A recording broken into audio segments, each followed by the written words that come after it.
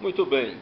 No site Roberto Lira Notícias se encontra na sala de audiências Dr. Jaime Oliveira Silva, no Fórum da Comarca de Varjota, ao lado do senhor juiz, Dr. Washington Froda, nesta sexta-feira, 13 de setembro de 2013, final de expediente, por volta das 5 horas da tarde.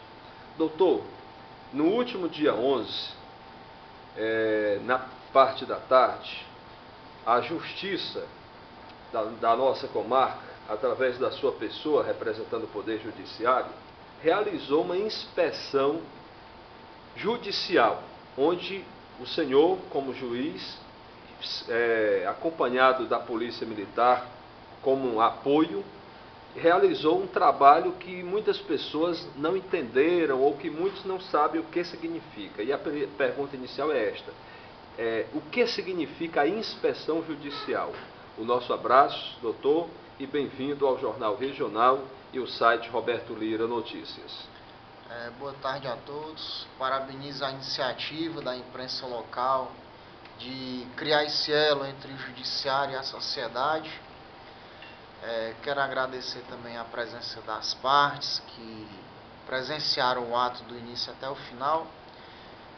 A inspeção judicial realizada na última quarta-feira, ela serviu para solucionar uma dúvida que surgiu durante o processo.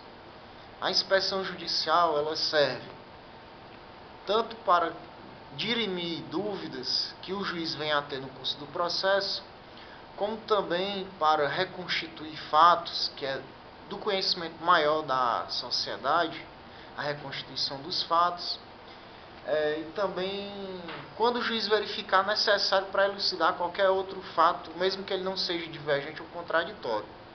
No caso específico desse processo, embora ele tramite em segredo de justiça, havia uma divergência que foi verificada em audiência, em que as testemunhas não trouxeram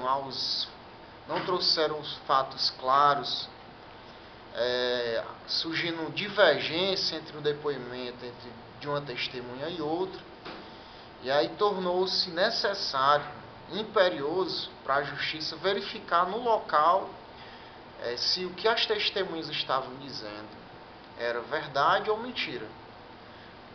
Caso em que, verificado ao final do processo que estavam mentindo, serão processados pelo crime de falsos testemunhos e, ao fim, comprovado não havendo retratação, serão obviamente condenados por tal crime. Mas, pelo que foi colhido durante a instrução, durante a inspeção judicial, ficou claro que as testemunhas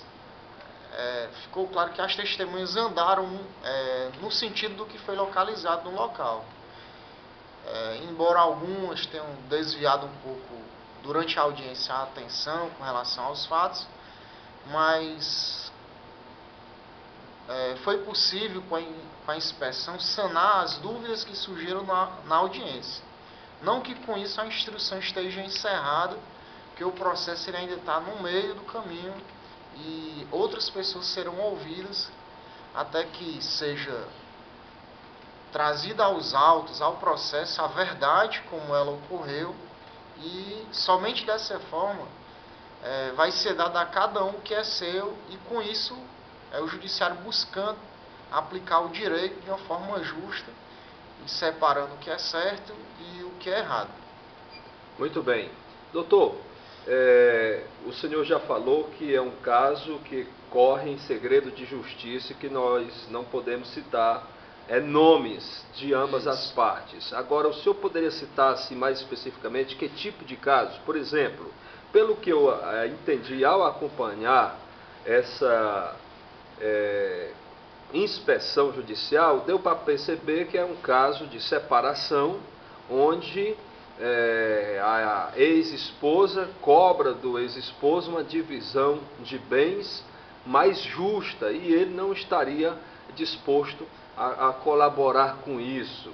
E cada um, né, me parece que em extremos diferentes, mas o senhor poderia confirmar se foi isso, se é esse tipo de...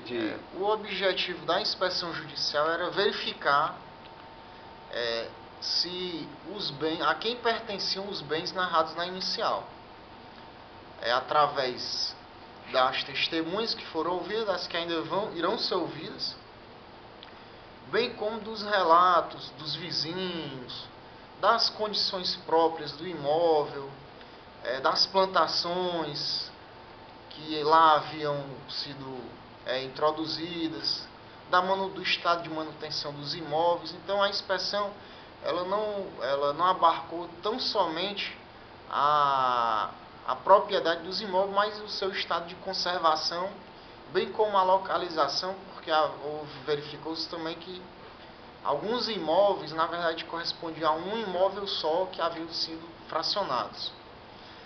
Diante do processo, o processo tramita há mais ou menos um ano, mas mesmo assim já houve mudança na situação dos imóveis, fato que só foi verificado no momento da inspeção, que caso não fosse designada essa inspeção, certamente seria impossível verificar essa alteração fática. Ok, doutor, as pessoas podem imaginar o seguinte: mas esse não é um caso que os documentos de propriedade desses imóveis seria o suficiente para a justiça ter um diagnóstico de quem seria o verdadeiro proprietário daquele imóvel?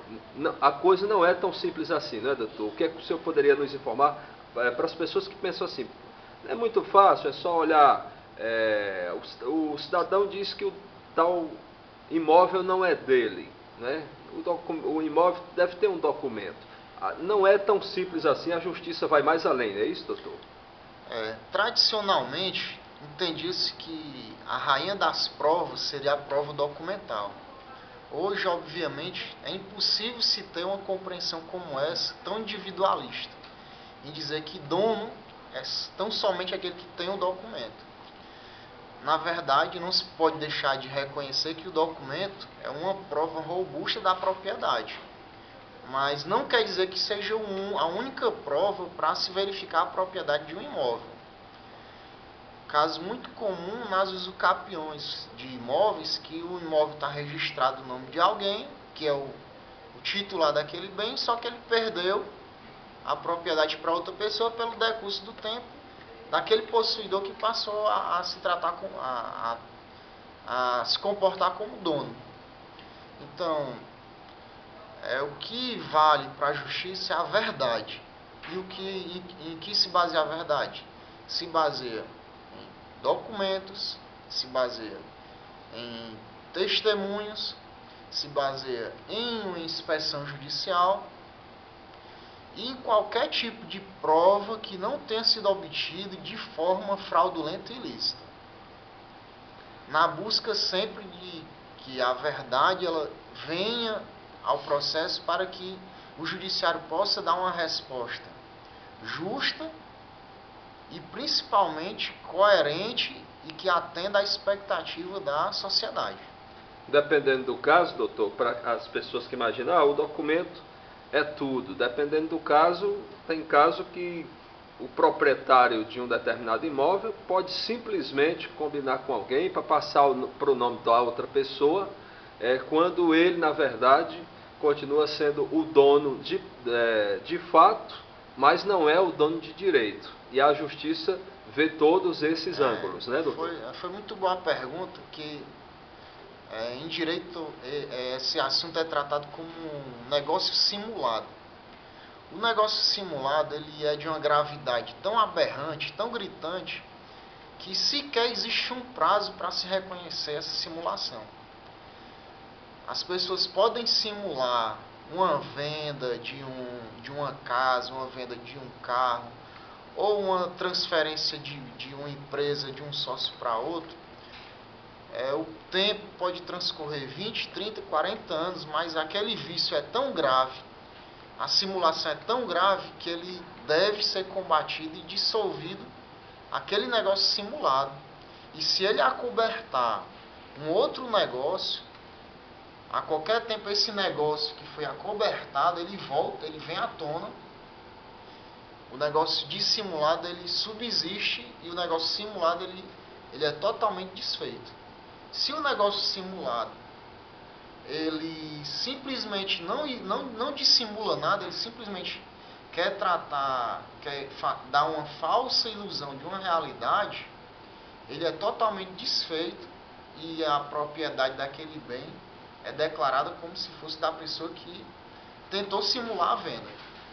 Então, existem outros meios de provas que não fosse documento. Se não fosse assim, bastaria ser feita uma simulação de uma venda e a pessoa, por exemplo, que está devendo na praça, não ia ter a obrigação de pagar a dívida porque não tem patrimônio. Sendo que várias testemunhas, próprias autoridades têm conhecimento de que aquela pessoa que vendeu simuladamente está construindo, está levantando um muro, está reformando todo ano, está se comportando como dono. Muito bem. Então, doutor, eu creio que a nossa entrevista aqui acaba indo também para um lado muito importante, que é o lado esclarecedor. Que as pessoas procurem evitar simulações, procurem evitar burlar a lei, ou procurem evitar, vamos dizer no português mais claro, enganar a justiça, porque isso acaba sendo prejudicial para quem faz essas tentativas, né, doutor?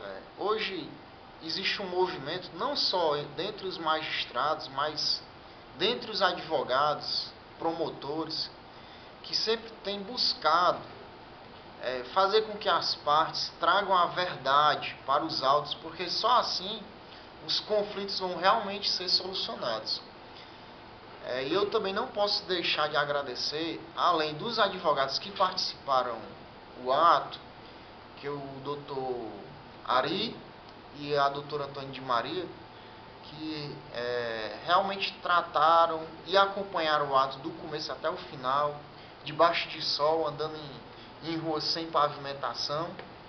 Com devido equilíbrio, né, doutor? Com parcimônia, com equilíbrio, e procuraram solucionar e esclarecer os fatos. E também merece o meu agradecimento às pessoas que participaram do ato, as pessoas do povo, os vizinhos que não tiveram medo e, como cidadãos, como pessoas que assumem seu compromisso social dentro da sociedade, seu compromisso dentro do meio que vive, prestaram todos os esclarecimentos que foram solicitados, tanto por mim, juiz da causa, como pelos advogados que lá estavam presentes, acompanhando as partes do processo. Doutor, eu creio que em todo processo desse, já que as partes divergem bastante, em alguns casos ao extremo, cada uma no extremo, fica praticamente evidente que uma das partes está errada, ou que uma das partes está tentando realmente tirar proveito indevido ou tirar o direito do outro. Isso, uma inspeção dessa mostra que a justiça trata com muita seriedade para que realmente a justiça seja feita. E moral da história, o que deixa a nossa entrevista claro aqui pelas suas palavras é que quem tem que reconhecer o direito do outro, vamos dizer, alguém que está numa questão, sem querer reconhecer o que o outro tem direito, é melhor que reconheça, porque geralmente a pessoa que está com essa, vamos dizer, má fé, de não dar direito a quem tem direito, e por isso é que o caso para na justiça, geralmente elas têm consciência, né? A pessoa que está dizendo que um determinado imóvel não é dele, sendo dele, na tentativa de evitar que o seu ex-cônjuge tenha direito, é melhor não ir por esse caminho, né, doutor? Porque a justiça está indo cada vez mais longe para trazer a luz da verdade, não é isso, doutor? Isso. E a ideia do judiciário cearense é estender mais o acesso ao judiciário. Desde os anos 60 que vem sendo feito esse trabalho de ampliação do acesso ao judiciário. Hoje existe no Ceará uma defensoria bem estruturada, os fóruns são relativamente estruturados, embora haja uma carência muito grande de servidores, mas nas comarcas que estão com o juiz titular, verifica-se uma resposta à sociedade muito eficiente, com todos os problemas que nós experimentamos, e o tribunal, com esse compromisso, vem mostrando mais uma vez que está trabalhando para que as pessoas tenham acesso melhor à justiça. De forma que o concurso mal acabou esse ano, em abril, e um mês depois do final do concurso, já foi nomeada uma nova comissão para a realização de outro concurso.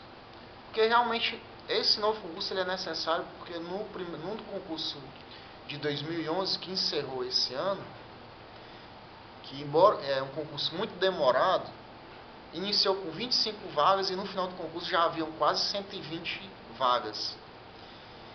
E dos que passaram, dos 35, alguns já estão indo para outros estados, porque também passaram em outros estados. Então, nós temos vagas que já existiam antes do concurso, as vagas que surgiram e as vagas daqueles que estão pedindo exoneração para poder exercer a magistratura ou outros cargos, provavelmente nos seus estados, que é o caso da juíza de Amontada, que teve a felicidade, como eu tive, de passar no estado dela para a magistratura também.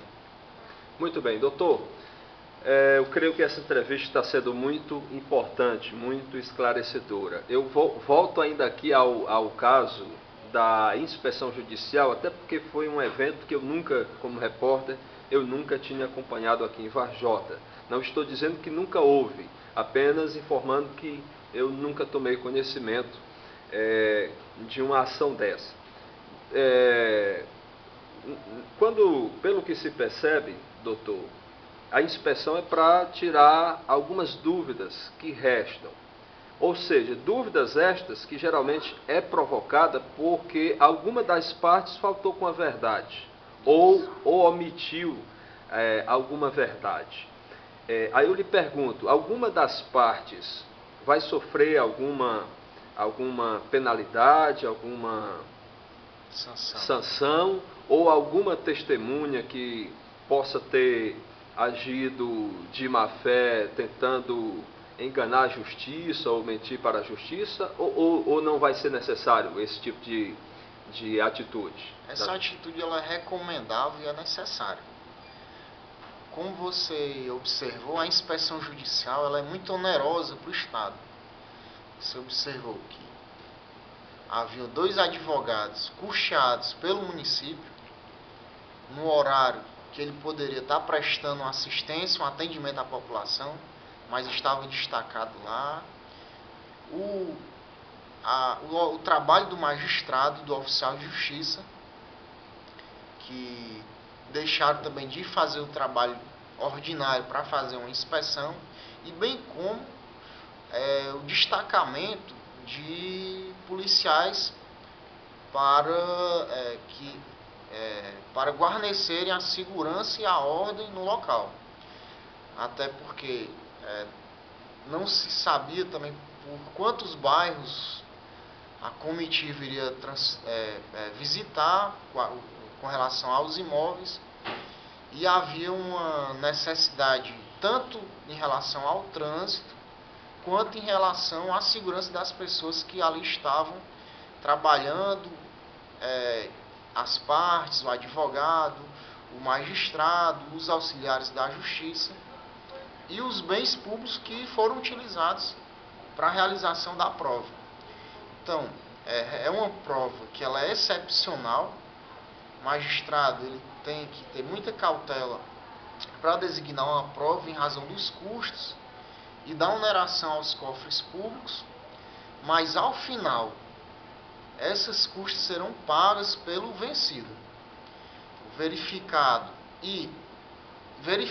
ainda que alguém tentou fraudar o processo, ela vai ser punida nos termos da lei, e inclusive com pagamento de multa e também criminalmente. Certo. Então, Por atentado ao processo. Então, neste caso, o vencido, como o senhor está informando, ele vai ser multado. Vai ser multado e ressarcir todas as despesas do processo que o Estado teve para realizar a diligência, para fazer a tramitação do processo e também indenizar a outra parte, a que venceu, dos honorários também que foram dispendidos pela parte que venceu a causa. Então, doutor, dessa forma teria sido bem mais oportuno, bem mais lucrativo para a parte vencida ter feito um acordo. Com e certeza. Teve essa oportunidade, né, doutor? O acordo teria sido muito mais barato para as partes. Realmente a ideia de conciliar é evitar esse tipo de prejuízo, porque o processo, quanto mais tramita, mais caro ele fica. E a parte vencida? E a parte vencida assume o ônus das custas, das despesas processuais, dos transportes das testemunhas, além no caso de litigância de má-fé, o pagamento da multa e, se houver crime de atentado, o processamento da ação penal respectiva. Explicando o atentado, nesse caso? Atentado é qualquer ato que atente contra a dignidade da justiça, o andamento do processo, a boa-fé, os bons costumes. Pronto. A mentira, a tentativa de enganar, vamos dizer assim, é classificado como um atentado. Um atentado, um ato atentatório à justiça, com certeza. Muito bem. Doutor, parabéns pelo trabalho. Muito obrigado pela entrevista, pela abertura que o senhor tem para conosco, para com a imprensa. E fique à vontade se quiser acrescentar mais algo à população de Varjota e do estado do Ceará. Então agradeço. Eu que agradeço a oportunidade de estar comunicando com a comunidade, com a sociedade de Varjota. Estou satisfeito. Fiquei satisfeito com a inspeção judicial e principalmente algo que me tocou bastante foi a participação da comunidade, das pessoas que moravam lá naquele bairro, um bairro humilde, mas nem por isso calaram e consentiram com uma mentira. Que hoje é um grande problema da sociedade, é a conformação com o que está errado. As pessoas não podem se conformar com o que está errado e elas têm que saber que do outro lado, dentro do Estado, existem pessoas que estão trabalhando para que as coisas andem melhor para todos. Então, quando você omite, deixa de denunciar, deixa de participar como testemunha, deixa de prestar esclarecimentos, você está contribuindo para que alguém faça um mal, para que alguém enriqueça sem trabalhar, está contribuindo para a proliferação do crime e da desordem. Mas quando você é aguerrido e luta para viver numa sociedade justa, consequentemente você vai ter uma sociedade menos injusta e cada vez mais justa. Muito bem. Conversamos, portanto, com o nosso juiz, meritíssimo juiz de direito da comarca de Varjota, doutor Washington Frota, e nós aqui encerramos essa reportagem feita, vamos dizer assim, aos 45 minutos do segundo tempo, em plena sexta-feira, né? Já passando das 5 horas da tarde. Portanto, Roberto Lira, direto do Fórum de Varjota, da sala de audiências, Dr. Jaime Oliveira e Silva, para o Jornal Regional e o site Roberto Lira Notícias na TV.